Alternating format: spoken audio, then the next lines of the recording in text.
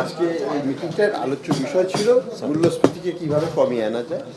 তিনটে দিক থেকে বিভিন্ন, ওনারা সবাই এই বাজার নিয়ে অনেক চিন্তা ভাবনা করেন, ওনাদের কাছ থেকে অনেক উপাত্ত উঠে এসেছে, যেটা থেকে বোঝা যাচ্ছে যে তিনটা অ্যাঙ্গেলে কাজ করার সম্ভাবনা আছে। একটা হচ্ছে যে সাপ্লাই সাইড, অর্থাৎ কীভাবে উৎপাদন বাড়িয়ে সরবরাহটাকে আমরা বাড়াতে পারি, সেটার মাধ্যমে বাজারকে পজিটিভলি একটা ইম্প্যাক্ট নিয়ে আসা। আরেকটা জিনিস উঠে এসছে, সেটা হচ্ছে কস্ট পুশ এলিমেন্ট, যেটার মধ্যে ট্যারিফ পলিসি আছে, যেটার মধ্যে ডিস্টরশনস যেমন চাঁদাবাজি ইত্যাদি এই ইস্যুগুলো উঠে এসছে। সেই জায়গাগুলোতেও কাজ করতে হবে যাতে এটার এই কস্ট পুশ এলিমেন্টটা আমরা কমিয়ে কন্টিনিউ করে ফেলতে পারি। আর থার্ড এলিমেন্ট হচ্ছে যে এটাকে আমরা বলি, আমরা কনভেনশনাল লিটারেচার বলে আমরা ডিমান্ড সাইড, চাহিদার দিক থেকে আমরা ইন্টারভেনশন করা। সেটা কিন্তু অলরেডি বাংলাদেশ ব্যাংক অলরেডি করছে এবং আমরা আর ওটাকে রিভিউ করবো যে ফার্দার কিছু করার আছে কি না, সেটা করতে হবে। আর যেটা এই সাপ্লাই সাইডের আরেকটা কনস্ট্রেন্ট যেটা হবে, সেটা হচ্ছে যে ফরেন এক্সচেঞ্জের শর্টেজ আছে আমাদের, এটা অস্বীকার করে লাভ নেই। শর্টেজের কারণে আমাদের কিন্তু যতখানি আমরা হয়তো ইম্পোর্ট করতে পারতাম, আমরা অতখানি ইম্পোর্ট করতে পারছি না, সেটার একটা ইম্প্যাক্ট তো বাজারে থাকবে। তো সেই জিনিসগুলো বাস্তবতাকে স্বীকার করে এই সবগুলো যখন আস্তে আস্তে ইজ আপ করবে, অর্থাৎ ফরেন এক্সচেঞ্জ কনস্ট্রেন্টটা ইজ আপ করবে, বাজারে যদি চাঁদাবাজিটাকে কমিয়ে দেওয়া সম্ভব হয়, আমরা যদি সাপ্লাই বা প্রোডাকশন এগ্রিকালচার ইনপুটগুলোকে দিয়ে 250টিরও বেশি ডিজাইন অপশন নিয়ে ওয়ালটন স্মার্ট ফ্রিজ, বোঝে আপনার প্রয়োজন। প্রোডাকশনগুলোকে বাড়াতে পারি, তাহলে ধীরে ধীরে আমার মনে হয় 5-6 মাসের মধ্যে আমরা মূল্যস্ফীতিকে একটা অ্যাকসেপ্টেবল লেভেলে নিয়ে আসতে পারব। এটা আমাদের আশাবাদ। কাজ করতে হবে, সময় দিতে হবে এবং অনেক জায়গাতে কাজ করতে হবে। তো দেখা যাক, আমরা তো চেষ্টা করব।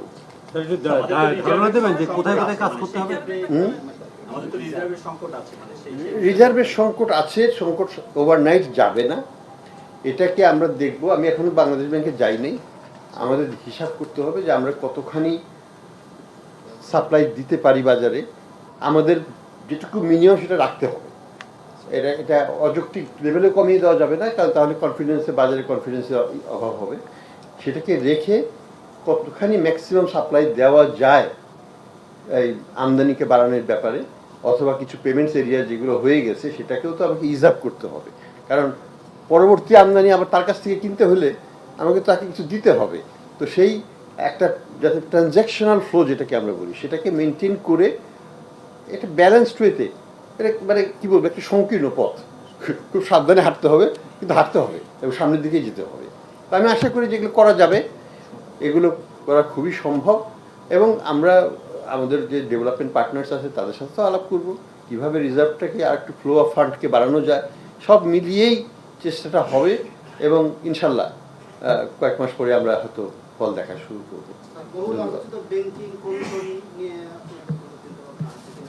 এটা নিয়ে আলাপ হয়নি আজকে, এটা নিয়ে আমরা অবশ্যই আলাপ করবো। ব্যাংকিং খাতে সংস্কার তো করতেই হবে, এটা তো বলার অপেক্ষা রাখে না। এখন কিভাবে করতে হবে সেটা সরকার সিদ্ধান্ত নেবে, সরকারের সাথে বাংলাদেশ ব্যাংক বসবে এবং এই ব্যাপারে আমরা স্টেক হোল্ডারদের সাথে আলাপ করবো, করে একটা স্ট্র্যাটেজি রোডম্যাপ সবই করতে হবে। ইনশাল্লাহ সময়ের সাথে আপনারা জানতে পারবেন। স্যার, আপনি তো অর্থনীতির সঙ্গে সব এর আগেও স্যার খোঁজ খবর রাখতেন। সম্প্রতি ব্যাংক মার্জার করার যে একটা উদ্যোগ গত সরকার নিয়েছিল, এটি তো স্থগিত হয়নি, বন্ধও হয়নি, এটিকে আপনি মানে ওটাকে আমি বলবো যে দ্যাট ওয়াজ, বেশি কিছু বলতে চাই না, বাট লিমিটেড ওয়েতে এটুকুই বলবো যে that was A premature half baked effort. এটা আর একটু কনসিস্টেন্সি ওভারঅল ব্যাংকিং সেক্টর রিফর্মের কনটেক্সটে সব কিছুই আসতে পারে, মার্জার আসতে পারে, লিকুইডেশন আসতে পারে, রিক্যাপিটালাইজেশন আসতে পারে, ওনারশিপ চেঞ্জ আসতে পারে। This are options. কোনটা কোথায় কোন ব্যাংকের ক্ষেত্রে কিভাবে হবে সেটা ক্ষেত্র বুঝে করতে হবে।